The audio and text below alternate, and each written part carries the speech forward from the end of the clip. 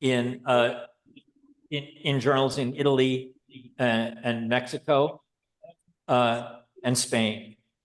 He's the recipient of fellowships from the MacArthur and Guggenheim Foundations, the National Endowment for Humanities. He has taught at Princeton, other universities. For 7 years, he was a distinguished writer in residence at NYU, and he is a fellow of the New York Institute of Humanities and the New York Public Library, and he's an old friend of mine. I'm honored and to say that.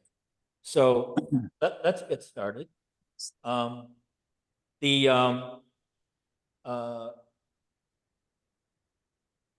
stupid cartoon and the university ideology appears in the current issue of the journal Liberties. Liberties was established several years ago by the former literary editor of the New Republic, Leon Wieseltier, and it has established itself as a kind of flagship of American intellectual liberalism. Those of you who have not read Liberties, I think you'll find a great deal there of interest. But before I turn to that very bold and essay, which is a kind of preliminary to an intellectual history of what Paul calls the prevailing climate in the university, I want to draw your attention to this book,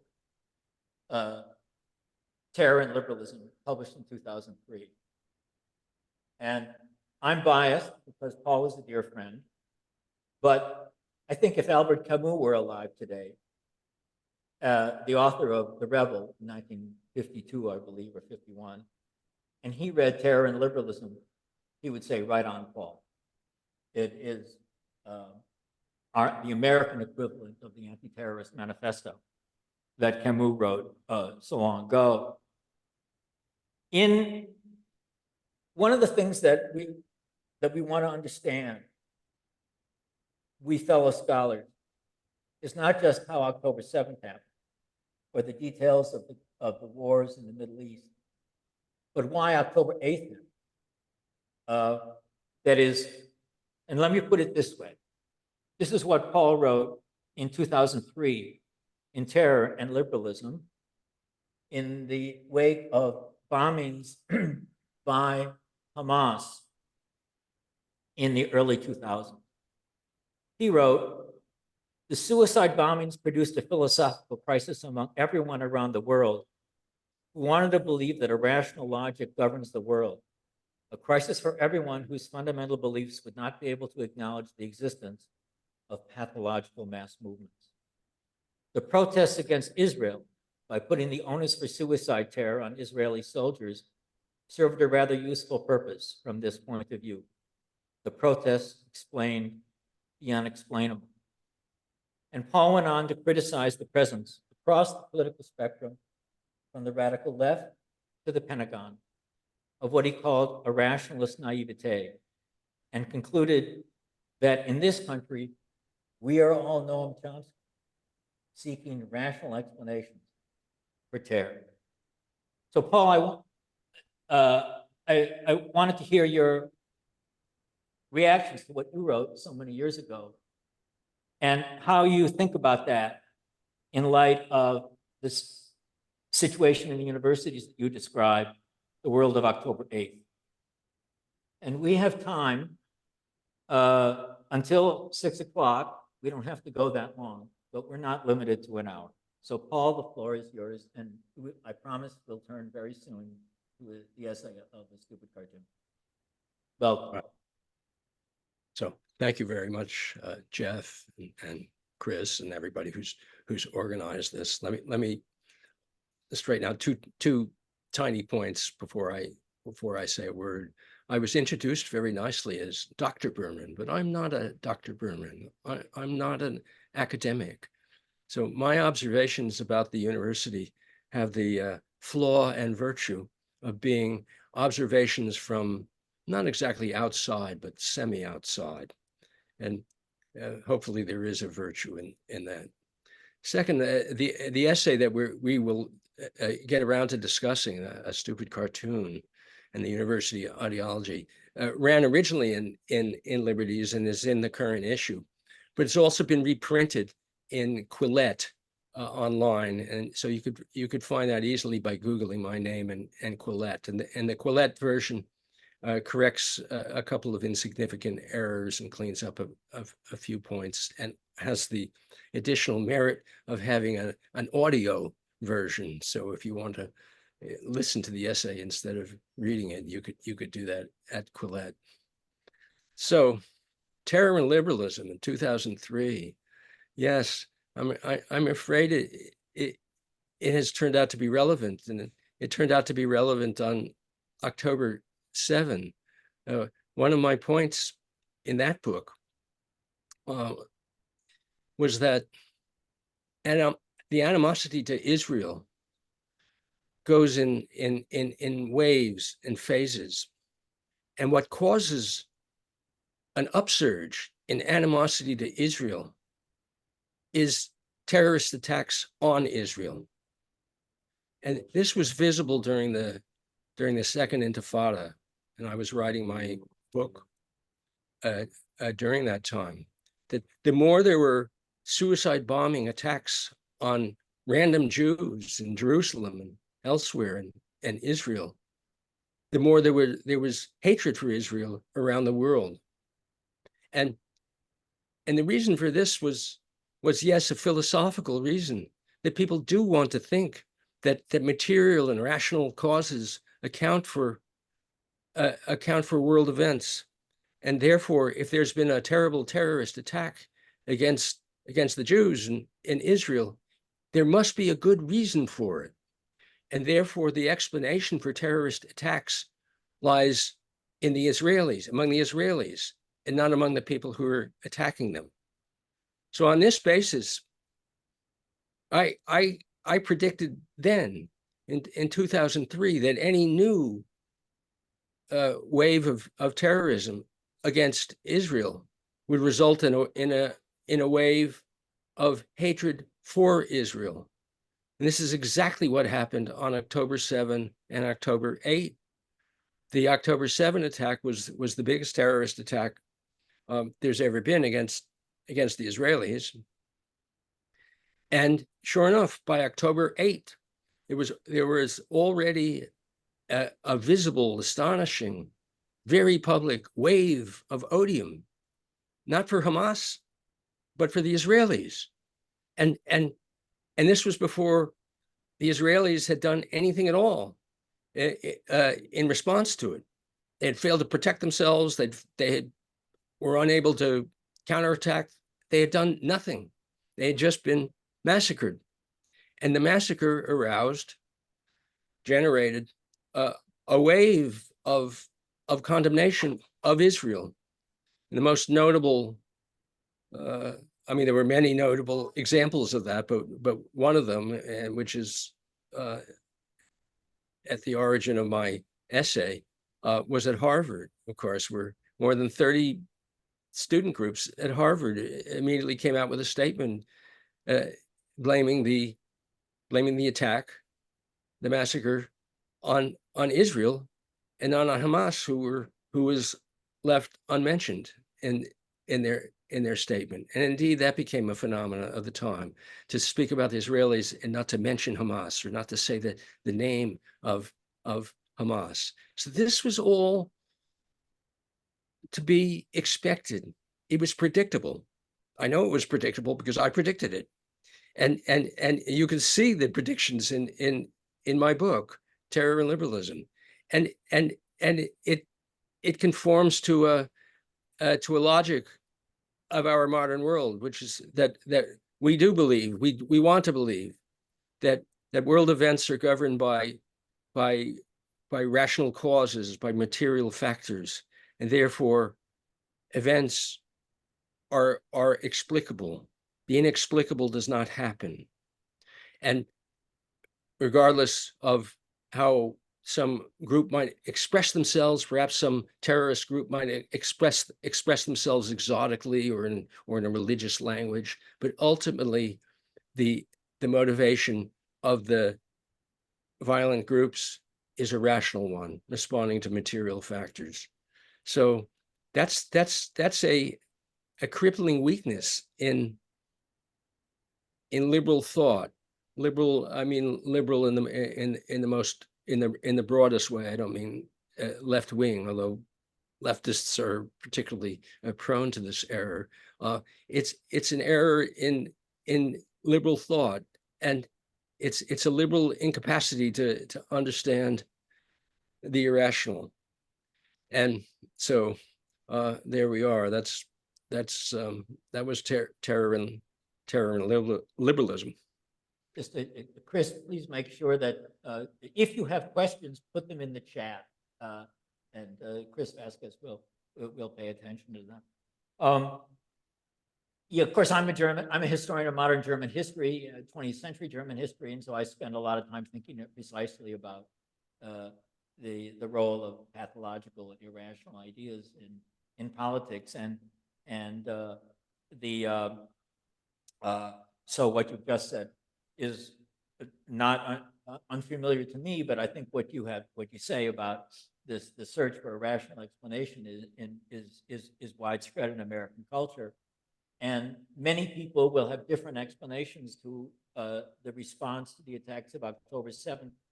But I want to turn now to your specific causal interpretation, your sort of beginning of an intellectual history of the last 40 or 50 years in a stupid cartoon. So what was the stupid cartoon? What was stupid about it? And not only what was stupid about it, but why pay attention to it? Why did you use it as the hook to begin these reflections? Why is it important? We've seen a really large wave of student protests and university protests over the last almost a year, and many remarkable and theatrical events and shocking events, benign events, all kinds of events. But the one incident that really struck me was another incident at Harvard in February of this year. And two of the student groups published an infogram and illustrated by a cartoon. And the infogram was two student groups backed by their faculty advisors. And the purpose of the infogram was to their stated purpose was to point back to the origins of the Black or Black American solidarity with the Palestinian movement, and in order to which they traced back to 1967, and in order to illustrate they published a cartoon which they took from a student bulletin or published by the Student Nonviolent Coordinating Committee, or SNCC, in those days, and they reprinted the cartoon. So the cartoon showed two men, the heads of two men, with ropes around them, or around their necks, being held by a hand at the top of the cartoon. The two men appeared to be Nasser, the president of Egypt, and Muhammad Ali, the boxer. So the two men represented the Arabs and the Blacks, and the hand holding the rope was ornamented with a Star of David, like a tattoo, and in the middle of the Star of David was a dollar sign. So this represented the Jews. And then an arm was rising in the cartoon, holding a sword, and the arm was labeled Third World Liberation. So the cartoon was kind of a melodrama of victims and victimizer. The victims were the blacks and the Jews. The victimizer, the blacks and the Arabs. Excuse me. The victimizer was the Jews,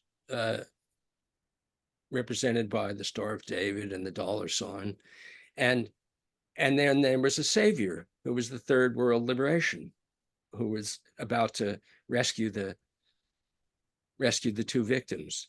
So now this was a very stupid cartoon, because it was just the oldest, most objectionable or disgusting of anti-Semitic tropes. It was a cartoon that hinted maybe of the third world movements of the 60s with the I said a sword, actually it's a machete, by showing the liberating machete, which was the symbol. Well, was the symbol of a variety of movements around the world, but especially the Cuban Revolution, which was distinguished by its graphic arts, and then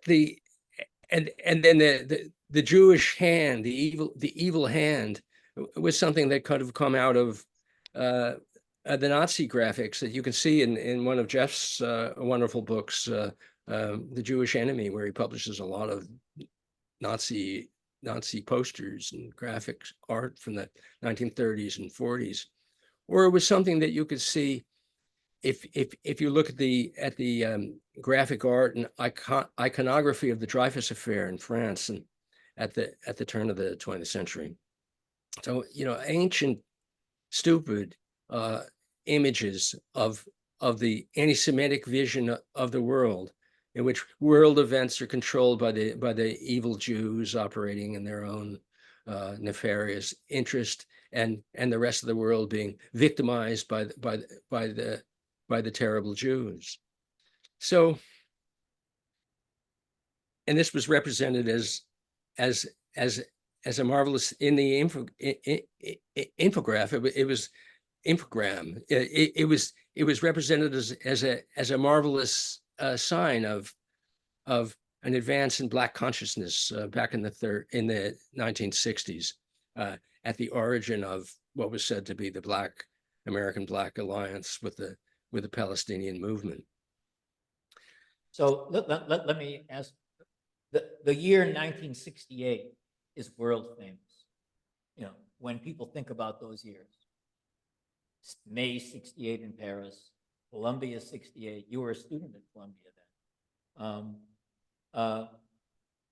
But your essay is part of a number of historical reinterpretations that doesn't diminish the significance of 68, but draws attention to the summer and fall of 1967. That is even of greater importance for the issues regarding Israel, Zionism, etc., than 1968. And I remind our viewers that you refer to SNCC as the most glorious student organization ever. And the essay examines the shift from the most glorious student organization ever to Stokely Carmichael, who became the leader of SNCC, declaring the only good Zionist is a dead Zionist. So could you discuss what happened in summer and fall of 67 that makes it so historically significant and important for your essay, and important for us today to understand the after effects of it? Yeah, well, 1967 was an immense moment in the Middle East. I mean, throughout the Arab world, because Israel's victory in the war, in the 6-day war, was completely shocking to everyone in the Arab world, and it set off seismic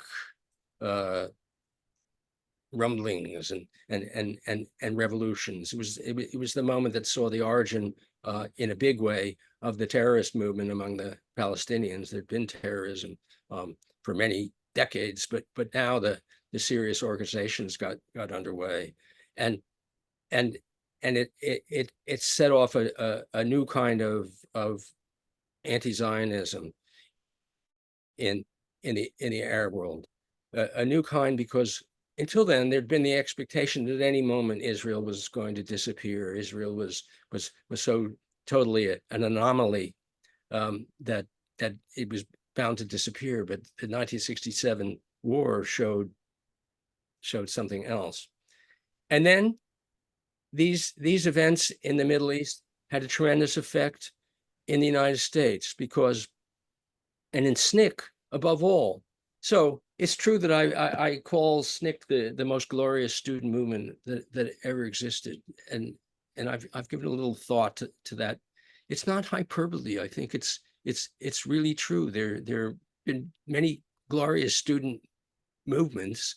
The French students who overthrew, who staged a revolution in 1830, that was pretty glorious. And Russian student movements, except their revolutions always failed. But SNCC was very grand, because it was the youth wing, more or less, of the civil rights movement of the 1960s.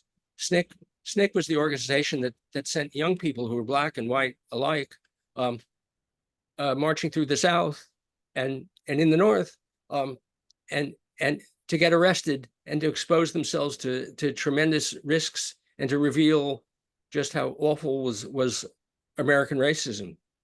So John Lewis was its leader. James Clyburn, the young James Clyburn, was active in SNCC, and it was a tremendously successful movement, because James Clyburn, one of the leaders of in the United States Congress. And yes, and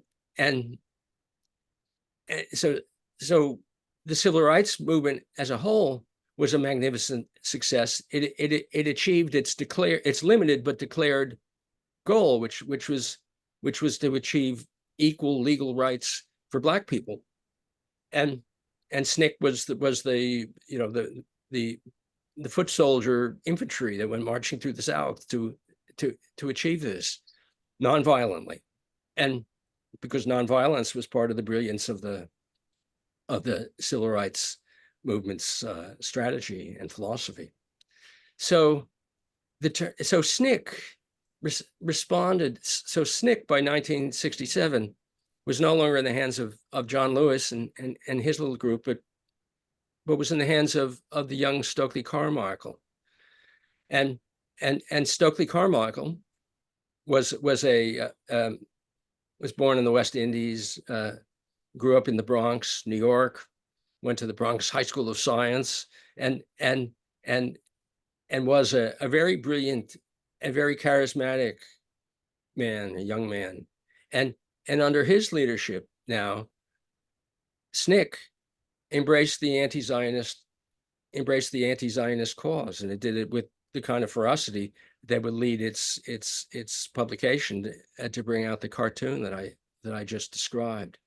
So this was an immense event in the United States, because the civil rights movement was an immense event, and the civil rights movement was poised just then to undertake a new sort of campaign, a social democratic campaign, which was the brainchild of Martin Luther King's close advisor and philosopher Bayard Rustin, and to use the whole vast mechanism and prestige of the civil rights movement to ally with the labor movement and other forces in American life, and move America leftward in the direction of social democratic Europe. But this was broken up, and it was broken up originally by SNCC, and SNCC already in 1965 under the influence of Stokely Carmichael threw out the whites, which tended to mean the Jews. And then the SNCC's turn to anti-Zionism meant a serious rupture with any number of American institutions that were more or less on the left or left of center, that were the great supporters of the Civil Rights Revolution. And then the SNCC rebellion in this way was matched and complemented by the rebellion of other groups and parties. The Black Panther Party was brand new, was something of a counterpart to SNCC, and it took this route. And then also the Social Democratic Youth Movement, Students for a Democratic Society, likewise rebelled against the old the adult or mature generation who had united on behalf to support the civil rights movement. So now I was a member of Students for a Democratic Society, so I remember all of that well. In Students for a Democratic Society, the revolt was not against the Jews and was not against Zionism, but it was a revolt against the older generation generally, and a revolt in favor of all sorts of new and extravagant and too extravagant revolutionary ideas. So the result was, all in all, a shattering of what had been, until that moment, a very successful American left. And this was the American left, to use that word left, which is not everybody would have used at the time. It was a very successful left because it had brought about one of the greatest and most radical reforms, or revolutionary reforms in American history, which was the Civil Rights Revolution. And Lyndon Johnson, the president, signed the Civil Rights Act and the Voting Rights Act. The discrimination against blacks, the Jim Crow discrimination was now rendered illegal, and tremendous steps had been taken, and possibly additional such steps could have been taken, but the alliance collapsed, and the revolt of SNCC was really at the center of it, and was one of the triggers of it, and was at the center of it. So one of the things historians do, is, and what you've just done, is to take a moment in history and unpack it and discuss its longer term significance. And the essay in Liberties Now Quillette talks about the evolution of Carmichael and in SNCC. And then there's a long discussion also of Franz Fanon. And I'm going to summarize what you've written and describe it as what I'm going to call the Berman thesis, which appears on page 23 of the current issue of Liberties. And it has to do with the enormous moral prestige in the United States and around the world of what we'll call the Black liberation struggle. And you write the following after your discussion of Carmichael and Fanon's Wretched of the Earth and Black Skin, White Masks. The Black perspective then in regard to Zionism, what was it? What should it have been? In recent decades, the Black liberation struggle has acquired a worldwide prestige that Franz Fanon could only have fantasized about. The Black struggle has become the modern ideal of a righteous struggle for a better world. And in the context of this development, the anti-Zionist movement, beginning in a small way in the 1960s and then continuing in a large way in the years after 2000, has taken to arguing that in the modern age, Zionism ought to be seen not as one more liberation struggle, but as the enemy of liberation struggle. Zionism ought to be seen as a participant in the white supremacist colonialist movements that oppressed blacks in the past. Zionism ought to be seen not as an enemy of Nazism, but as a counterpart to Nazism. And anti-Zionism, by contrast, ought to be seen as the heir and brother of the Black struggle. That's, I think, at least one part of what I would call the major thesis and distinctive contribution to historical interpretation in the essay you've just published. And I wondered if you'd agree with that, and to discuss how how this happened.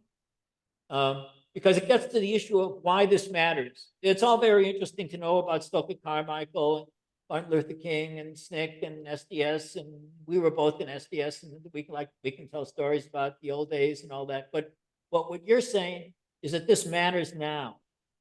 That what happened then matters now, and it matters to understand the prevailing climate in the humanities, in the universities today. So could you talk about why that bundle of questions that I just posed, why it happened and why it matters? Yeah, well, it matters to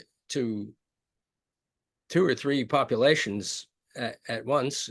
It's been a terrible development for the Jews, of course, and I think it's been a big mistake and a misfortune for the Arabs, and I think it's a terrible development and a disaster for the blacks.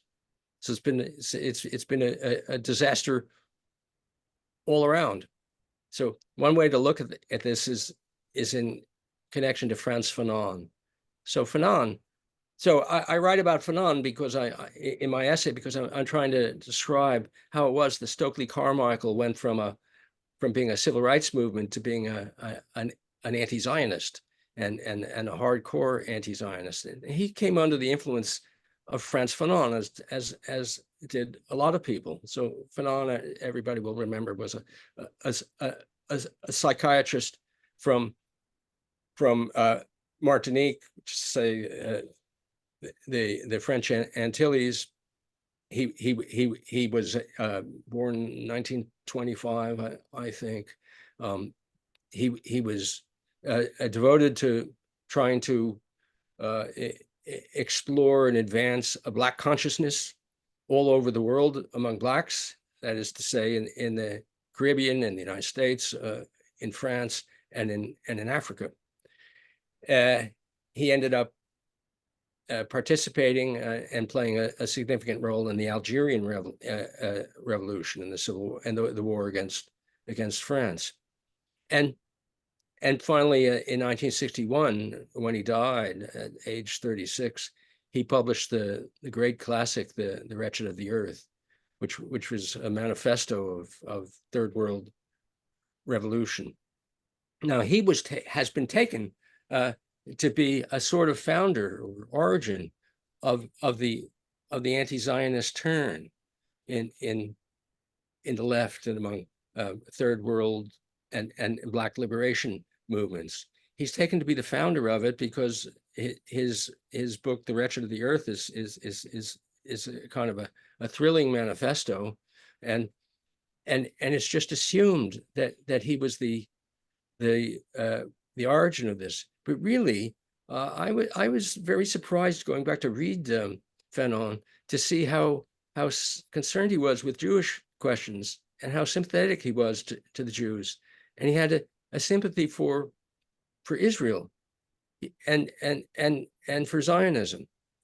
And I wonder if he hadn't died in 1961, if he'd lived until 1967, would he have been anti-Israel? Maybe he would have been pro-Israel. His philosophical hero was Jean-Paul Sartre in France, and Sartre surprised everyone, surprised even himself in 1967 by coming out in defense of Israel and not the attackers of Israel. And I wonder whether Fanon might have done this too. I find it easy to imagine that he would have. I should stress that there's a recent biography of him by Adam Schatz, an intelligent book, well-researched, nicely written, in which Schatz looks at this possibility and dismisses it as unlikely. But when I look at it, I don't find it really unlikely. And it's for this reason. It's one of the functions of Zionism and anti-Zionism. I'll explain. Fanon's great goal, the thing that moved him, was to work out the problems and prospects of a Black consciousness. He was a Hegelian. He he thought that the development of consciousness is ultimately the goal of history, and that there was a Black consciousness that needed to be developed, that the Blacks were in a particular situation that was different from that of other peoples, and he wanted to explore that, and he wanted to advance the prospects of a liberated and liberating Black consciousness. And one of his main points was to observe that the Black problem consisted of being subject to contemptuous and idiotic condemnations by other people, by the whites. And Blacks were put in the position of having to resist this, and having to deal with any impulse to internalize those condemnations. And what Blacks needed to do, and now he was being a real Hegelian, was to achieve a proper self-consciousness of their own, in which Black people would be able to think their own thoughts, freed of the condemnations of other people, and to achieve a proper recognition and respect from other people, and to be able to give a recognition and respect to themselves. And in order to do this, they needed to shake off the ideas that were imposed upon them by other people who were not their friends. And so he was calling for a Black autonomy. And his writings on this are very moving, very, very, very stirring. So now, anti-Zionism and Zionism. What does anti-Zionism have to do with the Black cause? I think Fanon would have asked himself this. It was significant that in his first book, in an earlier book, he dwelled sympathetically, as I say, on the Jews and their problems. And he mentioned the Jews in passing in The Wretched of the Earth in 1961. But he does not put the struggle against Israel at the center of world events. This was not because the struggle against Israel had failed to draw attention. In Algeria, where he was, in the Arab world, the struggle against Israel was at the center of events, but he declined to put that in his own book. So he was bound to ask himself, if he had lived, why should Blacks embrace the anti-Zionist cause? And Blacks were being asked to embrace it. Many Black people, like Stokely Carmichael, were spontaneously embracing it. But Fanon was bound to see in this a false consciousness. Blacks had problems of their own, which were not the problems of the Palestinians. So if you're an undergraduate, in the last 20 years in American university, what you just said sounds like somebody from the moon. Because isn't it obvious that Zionism is a form of racism, and that, as Angela Davis has argued, and others, if you're opposed to racism in Ferguson, Missouri, then obviously you've got to be opposed to Israel, because Israel is a racist state. That the anti-racist sentiment in the United States leads logically to opposition to the existence of the state of Israel, and that if you're a student at the University of Maryland or anywhere else, and you're opposed to racism and in favor of all good things, then of course you can't possibly be a Zionist. And you put it this way on page 24 of A Stupid Cartoon: but the anti-Zionists have succeeded in commandeering the language of Black liberation, and they've used the language to drown out the actual Blacks who are suffering. To drown out the cries of victims in other parts of the world has been a main function of the anti-Zionist movement for many years now. I don't know if it's been a main function, but perhaps so, but it's certainly been a result. And when I think you do mention in the essay Sudan and other episodes,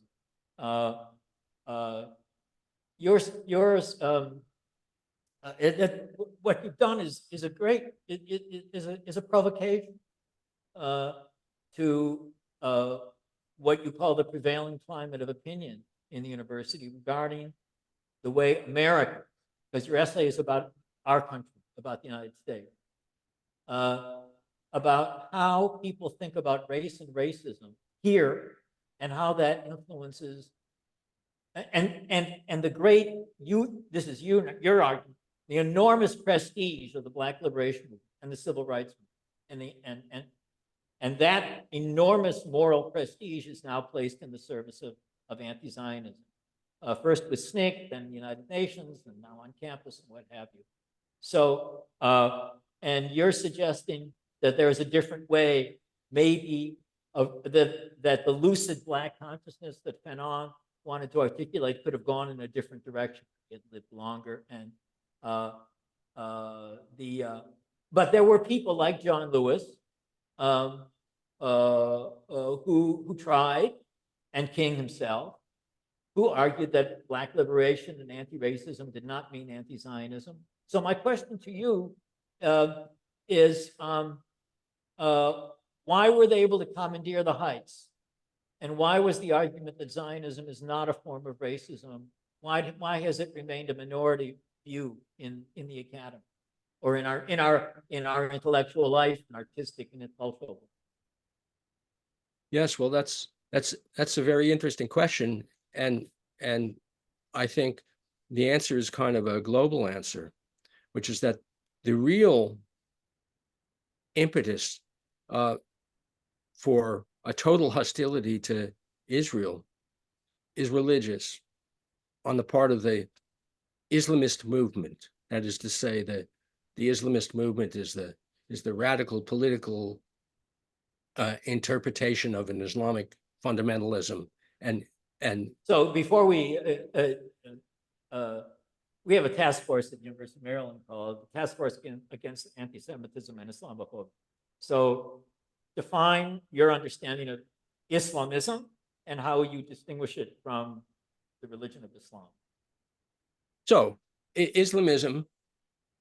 So Islam is an ancient religion from the 7th century, which is interpreted this way and that way by dozens of different schools of Islamic thought and different denominations and all kinds of different political traditions. The Islamist movement, what I'm calling the Islamist movement, or it's generally called the Islamist movement or Islamiyya, is a movement that arose tentatively in the late 19th century, and then more fully in the beginning 1928 in Egypt, and became a powerful movement in the 1930s. This was and is a revolutionary movement based on a certain fundamentalist interpretation of the Quran and other sacred writings, in order to bring about a revolution that will resurrect the lost ancient world of the early days of Islam in the period of the Prophet Muhammad and the immediate period after him. So why is a movement like that, which I'm basing this on what I know about it and just on what you just said, sounds like a very reactionary movement to me.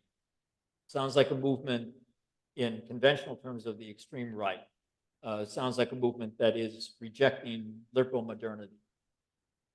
Why on our campuses,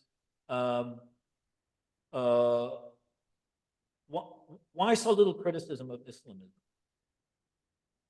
So first, I agree with your description of the movement. It's the absolute extreme right, and it arose, as I say, in the 1930s and 40s. So it incorporated quite a few influences from the European fascists as well. It is a movement from that period.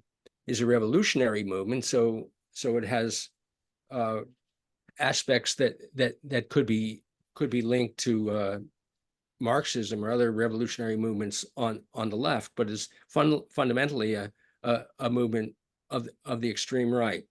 So why do I bring it up?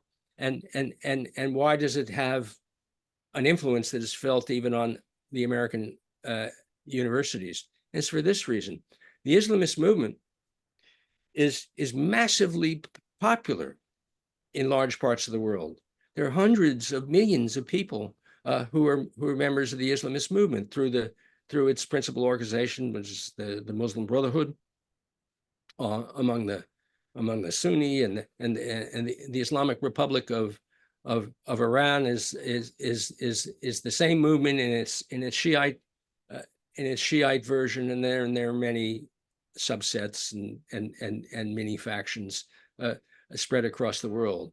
So this is a massive movement, and it has many interesting thinkers and philosophers. It is an intelligent movement. It's extreme right, and it has a quality of a religious cult, but it is an intelligent movement with an enormous literature and all that. And the power of the movement is such that it tremendously influences societies, Muslim majority societies, in which other people, maybe most people, are not members of the movement and maybe are opposed to the movement, but still must respond to it and must take in its categories of thinking and in general must take it very seriously. So that means that the Islamist movement incorporates hundreds of millions of people, but the larger world of Islam is 25% of the entire world, of the entire human population. So we're talking about something really massive, and this really massive phenomena is intent on regarding Zionism as a plot against God, and Zionism is a plot against the whole of Islam, and so the extirpation of Zionism and the Zionist state is a religious duty incumbent upon everyone according to this particular interpretation. Now, that idea is expressed openly in much of the literature, but then it also takes a variety of other forms, subtle and sometimes interesting and intelligent forms. There are Iranian versions which mix some of that with what appears to be a Marxist influence, though isn't really, but it appears to be. And the Iranian idea mixes those ideas with influences from Fanon, who was translated into Persian long ago, and then there are other people who present the Islamist idea in concealed versions or in odd interpretations that are meant to look like they are not Islamist presentations. So the result is that there's just a vast quantity of writing and thinking and political pressuring on behalf of the interpretations of this movement. Now, this creates a crisis or a problem for everyone else, and it creates a problem for an intellectual problem, and it creates a problem for everyone who subscribes to what I think of as a liberal idea. And the problem consists of a couple of things. One is if hundreds of billions of people are subscribing to this idea, including many very intelligent writers and brilliant thinkers, who are we to say that so many people must be wrong? And the second obstacle to understanding this, it comes from what we were discussing before, which is the liberal belief that people are rational and develop rational analyses of events, and that no one is developing vast analyses of events based on theocratic interpretations that look back to sacred texts of the 7th century. And so therefore the pressure that comes from the Islamist movement becomes to those of us with a liberal orientation something very difficult to see, and we have trouble envisioning it, we can't imagine it, and then we find ourselves worrying that if we condemn it, we're condemning a huge portion of the human race. And what kind of person would condemn a huge portion of the human race? So the temptation ends up being to look for ways to discover that the Islamist position is actually a very reasonable position. So the Islamist view of the Jews as a plot against God, well, we wouldn't look at it that way. We wouldn't use that language, but we would look for ways in which, yes, the Jews are a problem, or the Islamist position on women and how they should dress. We should look for reasonable explanation of that, and a million other such things. Or we look at some things like positions on all kinds of cultural matters, and we say, different strokes for different folks, and we don't worry about it. So in this way, we fail to grasp the sheer force of the arguments we're facing. I wrote about this in Terror and Liberalism back in 2003, and I wrote about it again in 2010 in my book, The Flight of the Intellectuals. Different versions of the same thing. It's the inability to grasp what we were facing. So then, if hundreds of millions of people regard Israel as just totally evil, the temptation for other people is to say, okay, yes, Israel must be, we don't want to describe it in theological language, but Israel must be indeed an evil place. And then the arguments are created to show that Israel is an evil place. And a main way in which those arguments have been constructed is by likening Israel to South Africa in the days of apartheid, and generally the structures of white supremacism over blacks. So all of those old categories of thought are clipped from the old newspapers and pasted over the Jewish state. And so go ahead. So what you said, I had some technical difficulties, but I didn't hear everything you said. But the essay, your Terror and Liberalism, The Flight of the Intellectuals, the stupid cartoon, is, as I said before, not about the details and history of the events in the Middle East. It's about us. It's about the prevailing climate of opinion around us. And you've spoken about what most of the article is about. That is the way in which issues about race and Black liberation become associated with Zionism and anti-Zionism. But toward the end of the essay, you also discuss elements of the humanities that are not necessarily connected to the earlier themes of the essay regarding issues of race, in terms of search for deep causes of events that will explain what's going on in the world. And that this is something that goes on in literary studies and in the world of art and art criticism and in the world of writers. And I wondered if you could talk about that for a few minutes, and then we could please, those of you who are listening, send your questions into the chat, and then we can open up and have you respond to questions. Yeah. And also toward the end, you speculate about what you would do if you were the boss at a university, and that could bring about some changes in the prevailing climate of opinion? Yeah, well, these are very good questions. So first, I would say to a what I take to be an academic audience, remind everybody that I'm not sure that the heart of these of the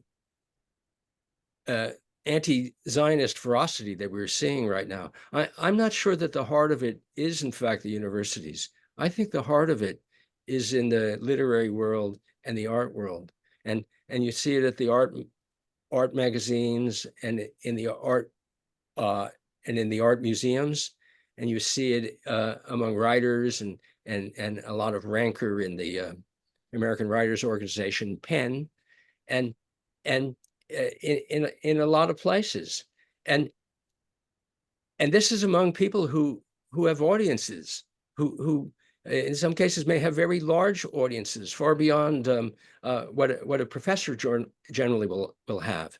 So this is a pretty substantial thing, and so I would say about it, and about the university phenomena too, that I point out that everybody, it's conventional to describe all of this as the left, that these are the positions of the left. But I think that this stuff doesn't entirely come out of the left. And the concept of the left is sometimes not really helpful. I think it comes out of a different tradition, which is that of the avant-garde in a politicized version. So there's an avant-garde tradition going back through the centuries, which is distinguishable from the left. And the avant-garde, the artistic or poetic avant-garde tradition has all along looked to interpret the world as a simple binary, where the cosmos is interpreted in terms of Pythagorean numbers, or the contrast of sound and silence, and this sort of thing. And these interpretations, which go from I could trace them all the way back into the 19th century, but beginning with the symbolist poets in the late 19th century, and then to who were variously right wing and left wing, and then the deep German philosophers in the period after World War I, who were profoundly right wing, and then the French postmodernist philosophers after World War II, who were deeply left wing. So the tradition of this kind of thinking takes forms that are either right wing or left wing or both, so long as they can divide the world into simple binaries, and which is intellectually satisfying to do. So what we see now, I think, is a cultural development in which those avant-garde ideas and the search for simple binaries has merged with the anti-Zionist movement. And so now we have the simple binary of the Jewish state, terrible, not just terrible, but the source of terrible things worldwide, and the opposition to the Jewish state, good, even if it's Hamas. And so this simple binary catches on. And then further, I mean, we're seeing a merger of this, which is horrifying to me. We're seeing a merger of this with a memory of the hippie counterculture, so that we have the encampments, the student encampments, which are, direct descendant of the hippie counterculture, in which the students tell the world and tell themselves that they're in favor of, they're not just opposed to Israel, they're opposed to all bad things, and they're in favor of a universal or cosmic liberation. They're in favor of every possible liberation, except that the one thing that they're immediately occupied with is opposing the Jewish state, which is to say, opposing 50% of the world's Jewish population, which inhabits the Jewish state. So it's a horrendous evolution of ideas, and it has the current that goes through the Black nationalism of Stokely Carmichael, through the interpretation, which I think is a mistaken interpretation, of Franz Fanon among people who are following that sort of thing. It has a religious dimension, both in coping with the Islamist movement and with Christian efforts in the Presbyterian Church and elsewhere, to accommodate the Islamist rancors, and it has a literary dimension among poets and writers, an artistic dimension, and then finally a sort of hippie dimension, among the students who declare themselves to be spotless as the lamb and innocent and flower children. Okay, so there's a lot on the other side. And this is the last question I want to ask, and I hope other people are preparing either to put a question in the chat, and if you don't want to do that, Chris Vasquez can help us figure out a way in which we could let you ask your questions in person. But I want to ask you, what are the resources on our side? You and I are American liberals. What about our tradition? What about the traditions that are important to you? What would you say we should build on in the humanities, whether it's in Penn and the writers in Brooklyn, or in the English and history departments in the universities here in College Park and around the country? What are our traditions? What can we build on that would point to something better? Well, I mean, the traditions of an enlightened liberalism are very great, obviously, and these are traditions that are generally strongest, I think, more on the left historically than on the right, and of course we have to summon those old ideas, but we're in a bad place, and that's because the universities have institutionalized so much of the thinking, that of the anti-Zionist thinking in the art and literary worlds have accepted so much of it that we're in a bad place. So the main tradition that we have to invoke under these circumstances is the tradition of rigorous criticism. And so in my essay, A Stupid Cartoon and the University Ideology, I invoke, now I ask everyone not to get mad at me, I invoke the writings of Karl Marx and Friedrich Engels, because in the 1840s, they were faced, before such a thing as Marxism had arisen, they were faced with what seemed to them a lot of foolish and misleading German philosophy, and which was designed to lead people away from seeing the world as it was, and to see instead a world of hopeless dreams. And they composed a serious book called The German Ideology, devoted to unmasking this. I think we need similar books today which should be called The University Ideology. I recommend one that's just come out by Adam Kirsch, called On Settler Colonialism, which is an example of what I have in mind, which is rigorous criticisms of the various currents of thought that are all trending in the same direction. I think that, Jeff, that people like you and I and the people who agree with us may have made a mistake over the last many years in not taking seriously some writers and arguments whose points of view have seemed to us so ridiculous and so remote from reality that we haven't even argued with them. we haven't even read their books, or we read 2 words and say, oh, I certainly had that impression as I read Adam Kirsch's book.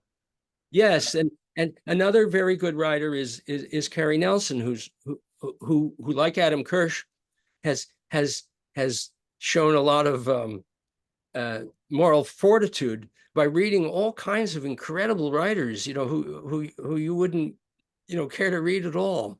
But to show what they actually say and think on topics bearing on the Jews and Israel. Because after all, one of the problems we have is a basic information problem. You mentioned that Israel is regarded as a white colonialist settler colony, so it's a European imperialism and oppressing the non-white indigenous people of Palestine. And this idea is very, very widely accepted. And yet, in regard to reality, it's nonsense that the Israeli the Jewish population comes as much from the Arab and Muslim world as it does from Europe. And then there's a sliver of the Jewish population which comes from Black Africa. And so Israel is itself a semi third world state. And the actual demographies, the actual populations bear very little in common with what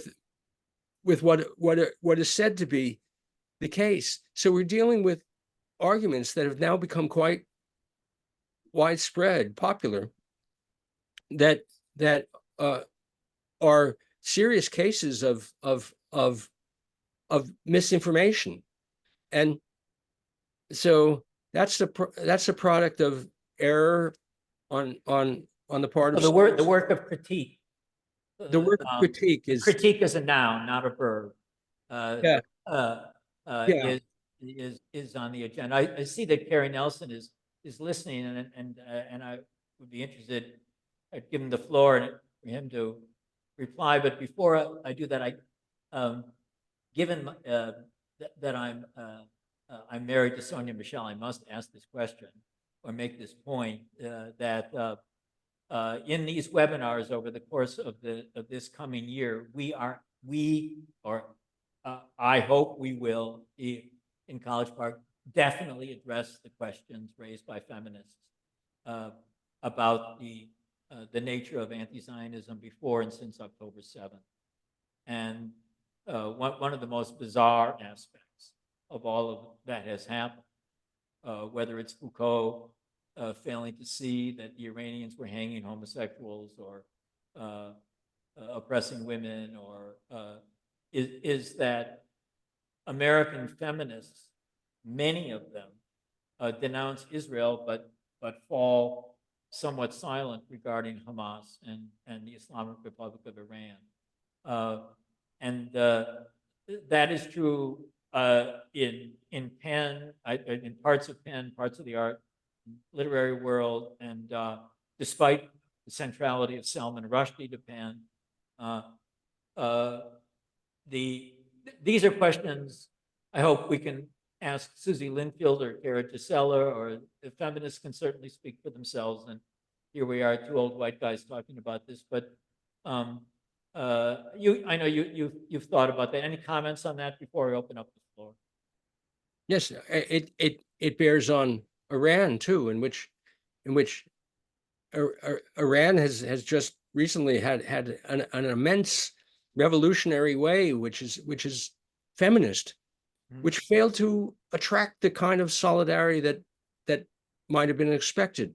And why was that? And the explanation is this larger delusion that we're speaking about. So it's a really grave problem. And I think one of the things that whether it's Buelam Sansal or Bassem Tibi among the men, or Roya Hakakian, or Ayan Hirsi Ali, the Muslim liberals, men and women, don't get the attention that they deserve in the university ideology. Well, that's true, and also more religious Muslim liberals. I mean, very distinguished religious thinkers who have a liberal interpretation, and of course those people are the principal victims of the Islamist movement, and the Islamists have not succeeded in abolishing the Jewish state, but they have succeeded in repressing violently, murderously, liberal currents in one Muslim country after another, and even in persecuting people in other parts of the world. I mean, the assassination attempt on Salman Rushdie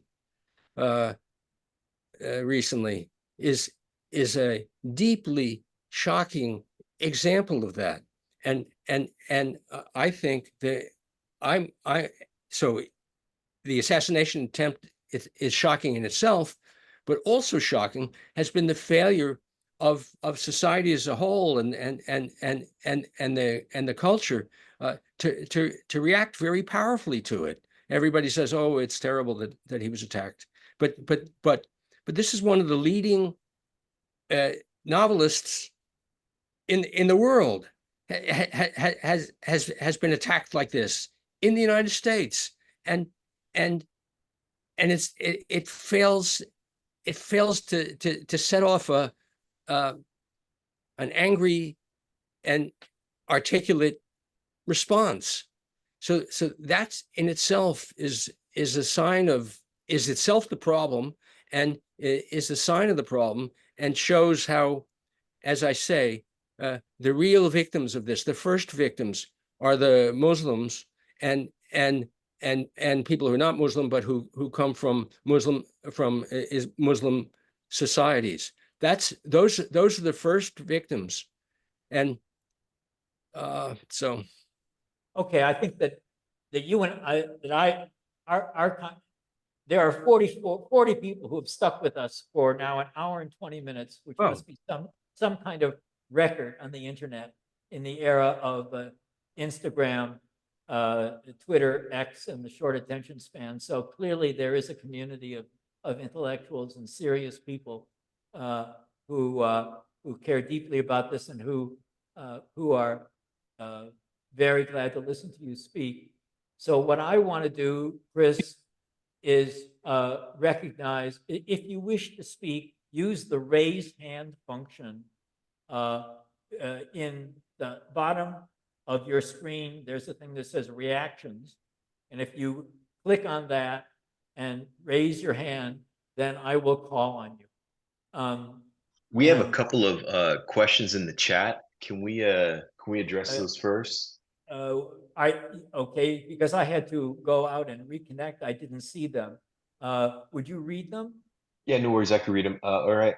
So, Paul, the first one is the first question. So, how much of this unjust, extreme revulsion against Israel and Zionism can be traced to Israel's right-wing government for most of the last years? And would an Oslo-style agreement for two states have blunted this anti-Zionist mania?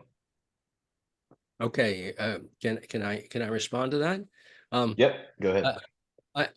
I think that part of the explanation for why we're in such a terrible situation lies with Israeli incompetence. That the failure of the IDF on October 7th itself was an immense failure, but is part of a larger failure, and the larger failure has been the failure to act in such a way that over the years that could enlist the sympathy and support of people in other parts of the world, and the failure to encourage those elements of Palestinian society that are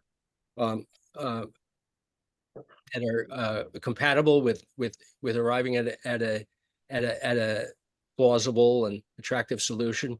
And then there's the failure of Israel to express itself.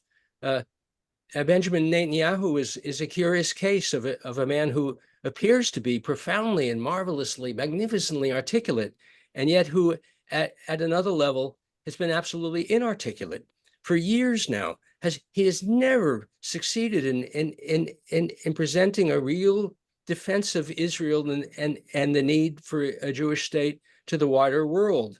And he goes through the motions of doing it, but he's never done it. And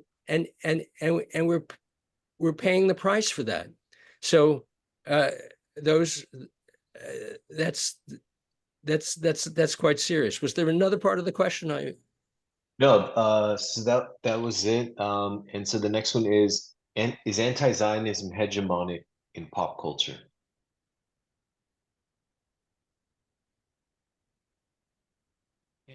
Anti-Zionism is not hegemonic in pop culture. It is there, but there are a lot of musicians. Quite a few musicians have privately semi-boasted to me that they have performed in Israel. They run into me and they want me to know that they've performed in Israel, meaning to say they've bucked the boycott, and they are proud to have done that, and so anti-Zionism is not hegemonic. So obviously it has its areas of strength, but also areas of great weakness. Where it tends to be more hegemonic is on the edgier side of the arts. When I read that somebody is an avant-garde experimental artist, I want to duck. And I think, oh no, I don't want to hear this guy's opinions on the Middle East. But it's also true that one way in which Israel does defend itself very nicely on a world scale is artistically, and in theatrical or TV presentations, musicians, writers, all kinds of things. Israel in that way is splendidly articulate. The problem is at the political leadership level. I think it's 5:25 here on the East Coast, and so I want to go on for another 5 minutes or so if people are getting ready for dinner. And so let's take two questions at the same time. First from Carrie Nelson, and then from James Pan. Carrie, would you please pose your question? Sure. Greetings, Paul. Thanks for the talk and for the essay and for the call out a few minutes ago. I have an observation which I guess leads to a question. You, of course, will remember Judith Butler some years ago declaring that it was tremendously important that we see Hamas as part of the progressive movement of the world and a force for liberation. And I think certainly it's a deep conviction on the part of the students and the faculty who were involved in the encampments worldwide, and they really did. I mean, it really was a worldwide movement that suddenly exploded within really just a couple of weeks, an astonishing thing. But I think you're quite right that the radical, intolerant, repressive theology of Hamas comes from the right. That's not a left-wing, confident, progressive perspective. And it would be quite unsettling to the people involved in the encampments if one could actually get them to listen to the idea that their commitment is a commitment to a very different place than they actually think it is. I don't know how to get there.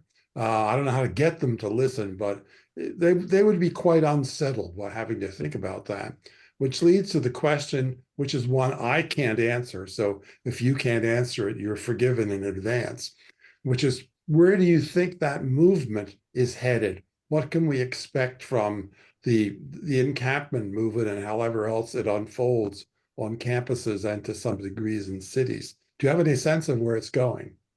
Paul, I want you to take a note of that question, and then we'll take the last question from James Pan. And so you can answer both questions together. James, you're muted. So Okay, yeah, great, thanks. Yeah, maybe, so at risk of sort of repeating what you said during your talk, kind of putting it all together and summarizing it, making it simple for me, could you provide some conceptual model or framework for understanding what's happening in society with respect to this anti-Israel movement and on campuses and so forth, in popular culture, like the things that we should pay attention to, some framework or model. And if that's too much to ask in the amount of time that we have available, then maybe referencing us to some resources or something. And then lastly, how do we stay in touch with you? Is it email, or are you on social or LinkedIn or something like that? So that's it. Thank you very much. Paul, the floor is yours. In response to James' comment, I would just, again, as I did at the outset of this discussion, remind people of the book Terror and Liberalism, which offers, whether it offers a conceptual framework, I'd have to think about that for a moment, but I think it does. But Paul, the floor is yours, and then you make a closing remark, and I'll just say a final goodbye. Okay, so in regard to James's question, yes, I can only point to most recently my essay in Liberties and Quillette, a stupid cartoon in the university ideology, that offers my best sketch for the moment of where all this has come from. And I'm continuing to think about these things, so I'll let you know if I come up with something. Now, to Carrie Nelson, I wasn't aware that Carrie Nelson was in the audience, so hello. So to Carrie, I would like to say one thing. I guess I'd like to close out my part of this event by doing what I can to bum out everyone totally, if we're not sufficiently bummed out now, and I would close out in this way. So as I mentioned, I was a member of Students for a Democratic Society in days of yore, and that means that I was a participant, a serious participant in the Columbia University student uprising of 1968. And so I know about these uprisings. I know the internal psychology of it, and which is eternal. It some things change and other things don't change. And what I know about the Columbia uprising of 1968 was that a terrorist movement emerged from it, which was the Weather Underground, which were my own friends, and there are photographs of the student uprising of 1968 where I can point to me over here, and then the guy next to me and the guy next to him, and those are people who became terrorists, and I'm convinced that out of some of these student uprisings of now, that actual terrorism will emerge. And it has to emerge, because the students, not all of them, obviously, I'm talking about a tiny number of people, but the tiny number of people will definitely emerge, because the students are saying to themselves, are putting moral questions to themselves. They're saying the Palestinians are wronged, and their evil Zionist oppressors are murdering them and are committing genocide, and Hamas and the Popular Front for the Liberation of Palestine and other groups are showing heroically how to proceed, and are giving a moral model to the rest of us, and we should admire those people, and we should recognize that the martyrs of the Palestinian cause are the martyrs of all of humanity. They're saying these kinds of things now, but the logical next thing to say is, so how about me? Am I just a bourgeois coward? And some of them will say, thankfully, yeah, I'm a bourgeois coward, so I won't take the next step. But others of them will goad themselves into taking the next step. That's just inevitable. And it doesn't mean that it's going to happen next week. That's something that could take 5 or 10 years to emerge, but it's inevitable in the psychology of movements like this. And the inner discourse of the encampments is different from the outer discourse. The outer discourse has a hippie cosmic joy aspect, which the students want to press. But the inner discourse has more to do with Hamas and violence and martyrdom. And the people engaged in that sort of thing, some of them are going to do it. And so the universities ought to consider that they may have incubated this. And but that's the reality. And I say this to you on the basis of what I just described. It's not just that I was a participant in those movements of long ago, I'm also an historian of them. So I think I understand the psychology and logic. So I'm sorry to end on that note. It would have been much nicer to say that somewhere is a ray of hope and the sun is rising, but I don't think we are at that moment. So well, what can I say? We're about the same age. We went through a lot of the same things in 68, 69, 70. I know exactly what you're talking about. And I think you're right, unfortunately. But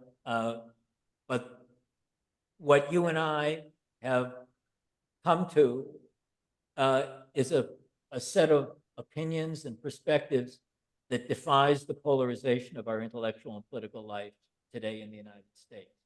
And I think what you've said makes, and so that's all the more important for people to hear and to reflect. And I want to thank you very much for taking the time today. I want to thank the Academic Engagement Network. I want to thank my colleagues at the University of Maryland in Faculty Against Anti-Semitism and for Academic Freedom,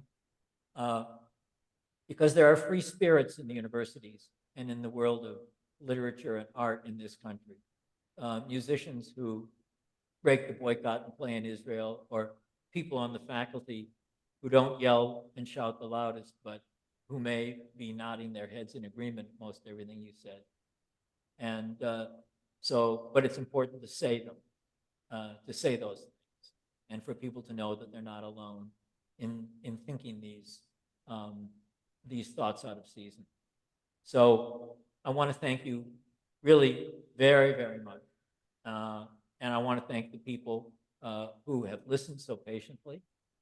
This event is recorded and will be on YouTube and available, and we will let you know via email when it is ready to be viewed. So my thanks to Paul, my thanks to AEN, colleagues in College Park. Good night to everybody. Have a very fine evening and dinner.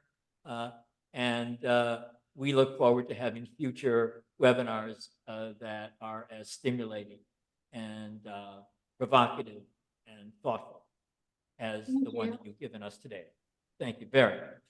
Thanks, all of you. Good night. Right. Thank